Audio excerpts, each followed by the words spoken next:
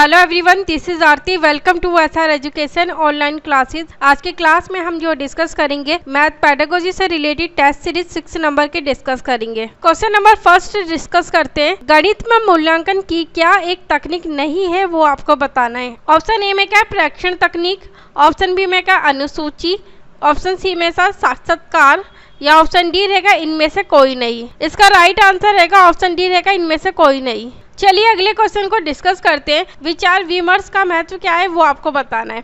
Option A में क्या लिखित परीक्षाओं में, ऑप्शन बी में क्या मौखिक परीक्षाओं में, ऑप्शन सी में क्या प्रयोगात्मक परीक्षाओं में या ऑप्शन डी रहेगा ये सभी। इसका राइट आंसर रहेगा ऑप्शन बी रहेगा मौखिक परीक्षाओं में महत्व होता है। चलिए अगले क्वेश्चन को डिस्कस करते हैं। छात्रों की शैक्षिक उपलब्धियों का पता लगाने का सर्वोत्तम उपाय क्या है, वो आपको बताना है। ऑप्शन ए में क्या मापन के द्वारा पता लगाया जाता है या ऑप्शन बी में क्या मूल्यांकन के द्वारा पता लगाया जाता है या ऑप्शन सी में क्या लिखित परीक्षाओं के द्वारा पता लगाया जाता है या ऑप्शन डी रहेगा इनमें से कोई नहीं। इसका राइट आंसर रहेगा ऑप्शन बी रहेगा मूल्यांकन के द्वारा पता लगाया जाता है। चलिए अगले क्वेश्चन को डिस्कस करते हैं। महोदय समरफील्ड ने मूल्यांकन की कितनी मान्यताओं का वर्णन किया है, वो आपको बताना है। ऑप्शन ए में क्या 4, ऑप्शन बी में क्या 6, ऑप्शन सी में क्या 8 या ऑप्शन डी रहेगा 10। इसका राइट आंसर रहेगा ऑप्शन सी रहेगा 8। चलिए अगले क्वेश्चन को डिस्कस करते हैं। निम्न में से क्या प्रयोजना विधि का एक सिद्धांत नहीं है, वो आपको बताना है। ऑप्शन ए में क्या क्रियाशीलता होनी चाहिए, ऑप्शन बी में क्या वास्तविकता होनी चाहिए या ऑप्शन सी रहेगा उपयोगिता होनी चाहिए या ऑप्शन डी में क्या मूल्यांकन होना चाहिए। इसका जो आंसर रहेगा ऑप्शन डी रहेगा मूल्यांकन। चलिए अगले क्वेश्चन को डिस्कस करते हैं। अधिगम अनुभव की योजना बनाने से पूर्व आवश्यक है कि अनुभव किस प्रकार से है, वो आपको बताना है। अनुभव क्या है?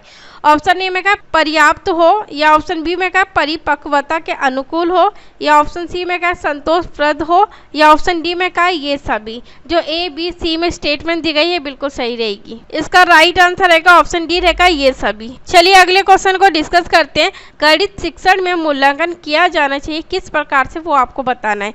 ऑप्शन ए में क्या सीखने के अनुभव प्रदान करते समय या ऑप्शन बी में क्या उद्देश्यों का स्पष्टीकरण करते समय या ऑप्शन सी में क्या उद्देश्यों का स्पष्टीकरण तथा अनुभव प्रदान करने के बाद किया जाना चाहिए या ऑप्शन डी में क्या उपयुक्त सभी स्तरों पर हो। इसका राइट आंसर रहेगा ऑप्शन डी रहेगा उपयुक्त सभी स्तरों पर। चलिए अगले क्वेश्चन को डिस्कस करते हैं।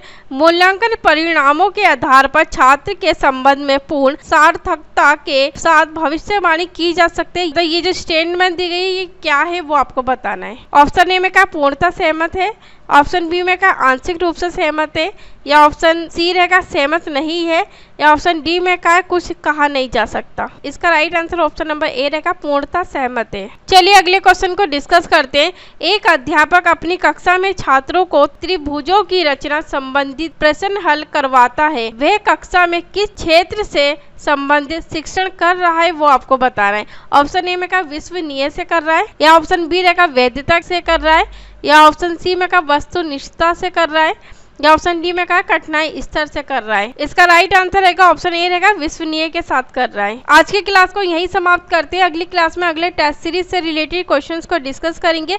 अगर आपको सभी टेस्ट सीरीज से रिलेटेड पीडीएफ चाहिए, पीडीएफ के लिए आपको टेलीग्राम चैनल पर ज्वाइन होना पड़ेगा, जहाँ आपको डेली पीडीएफ प्रोवाइड की जाती है।